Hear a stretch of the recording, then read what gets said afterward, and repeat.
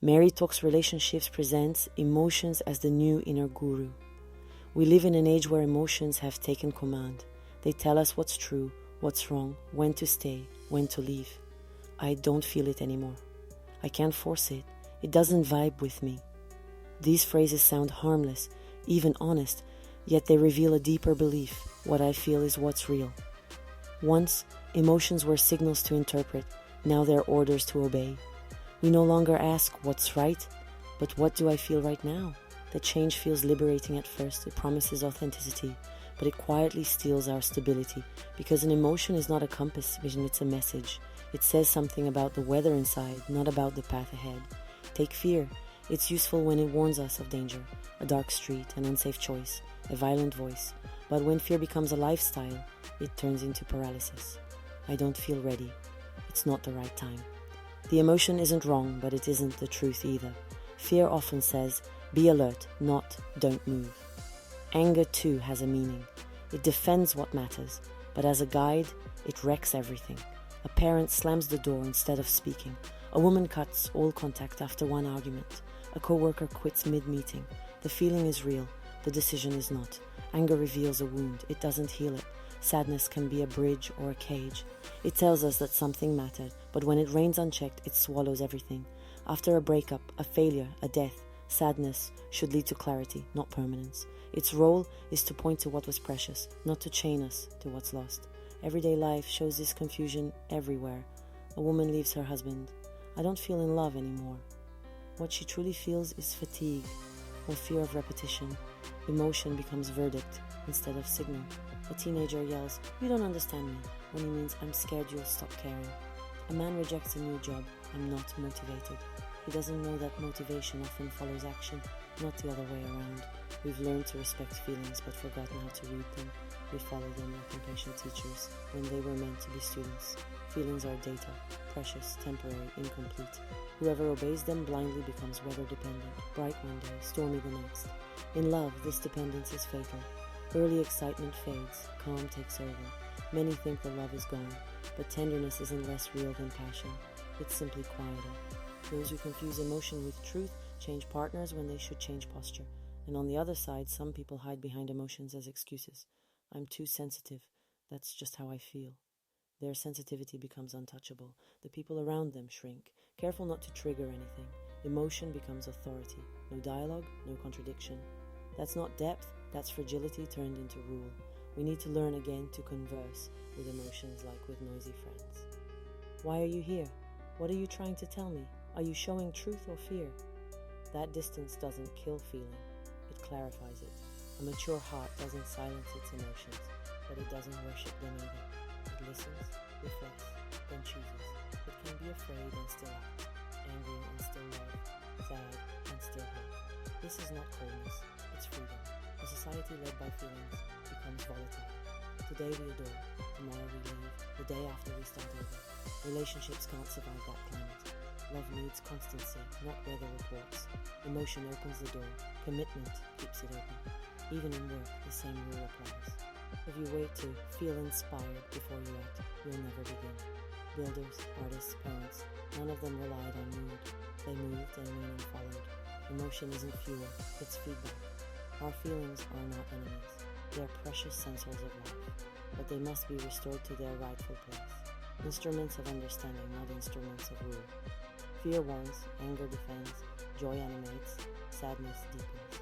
Together they make the music, but it's we who must conduct. The danger isn't to feel too much, but to mistake feeling for truth. Emotion says, I'm alive. Wisdom answers, yes, but toward what? That moment of awareness marks the beginning of maturity, when the heart informs, but the will decides. Only then can we love beyond the weather of our moods, not less intensely, but more freely. We were told to listen to our emotions. It was progress, an end to denial, a return to honesty. But somewhere along the way, the movement flipped. What was meant to free us began to justify us. We stopped managing feelings, we started worshipping them. Hypersensitivity, once a fragile trait to be balanced, became a badge of identity, sometimes even a moral weapon. We no longer say, that hurt me. We say, I'm hypersensitive, and the conversation stops there. Let's be clear, sensitivity isn't a flaw, but when it turns into entitlement, it becomes manipulation. True sensitivity opens to others. Performative sensitivity bends others to itself. One connects, the other controls. The line is thin, but it changes everything. In many couples, this has become poison. A single word, a sigh, a misplaced tone, everything wounds. You don't know how much that hurt me. The one who speaks becomes guilty simply for having spoken. The relationship shrinks until it suffocates. Affection is replaced by caution, truth by diplomacy. Love becomes a choreography of eggshells. Hypersensitivity often disguises fear. Fear of contradiction, fear of imperfection, fear of being wrong. I can't handle criticism. I need people who match my energy. I protect my peace. Behind these sentences lies the refusal of growth, because every real encounter involves friction. A bond without disagreement isn't harmony, it's avoidance. Workplaces mirror the same pattern. We praise emotional safety, kind communication, nonviolent dialogue. Fine ideas until they become shields against honesty. Managers stop correcting, colleagues stop disagreeing. Truth disappears under the etiquette of comfort. When nobody dares to offend, nobody dares to be real. What we call hypersensitivity is often a refusal of reality. It's a way of saying, make the world gentle enough for me. But the world isn't gentle, and that's not injustice, it's nature. There's pride hiding in this fragility. The pride of believing one's inner weather should dictate the climate around. Real sensitivity is a gift. It perceives what others miss. But that gift demands discipline. An instrument with fine strings must be tuned often, otherwise it shrieks. Balance doesn't come from lowering the world's volume, but from learning to stay in tune while it plays. In love, unmastered sensitivity turns generosity into demand. Be careful what you say. You hurt me again. You should know how I feel. Slowly, tenderness becomes surveillance. The partner stops speaking freely, then stops speaking at all. Love suffocates under the weight of constant interpretation. True sensitivity doesn't censor others, it gives them room. It recognizes intention behind imperfection. It knows that a clumsy word doesn't erase affection, that disagreement is a rejection. Without this maturity, every bond becomes unbearable. Too much pressure, too little trust. The same logic infects public life. Debate becomes attack, correction becomes humiliation. Tears prove authenticity, calmness proves coldness. We've confused emotion with depth, intensity with truth. But truth doesn't always shout. Sometimes it simply holds steady. We must restore emotional strength, not numbness but resilience. The ability to feel deeply without collapsing. Maturity isn't about desensitizing, it's about enduring. To love, to teach, to work, to raise children, all require the capacity to stay standing when feelings surge. An adult relationship cannot exist if both demand to be spared. Love, friendship, teamwork, all involve friction. Real tenderness isn't built on fragility, it's built on endurance. The strong don't love less, they love longer. Unbridled hypersensitivity becomes moral laziness. It excuses every reaction, blocks every effort to discern. It confuses I feel with it is. It replaces humility with victimhood. This is the soft face of modern narcissism. Suffering not because of others, but because of oneself, and blaming others for that pain. To remain sensitive without becoming fragile is the true art. It requires discomfort, patience, and tolerance for imperfection. Because if everything hurts, nothing moves. And in the end, the choice is simple. Do you want to be protected, or do you want to be connected? You can't be both. We've seen how emotions turned from guides into rulers. We've seen how sensitivity, instead of connecting us, began to isolate us. Now comes the question that matters most. How do we find reality again, the firm ground beyond our moods? How do we keep our hearts open without being captives of what we feel? Reality begins where emotion ends, not by denying it, but by giving it a frame. It doesn't ask for coldness, it asks for constancy. Feelings fluctuate, reality endures. Maturity means staying in contact with life, even when the thrill is gone.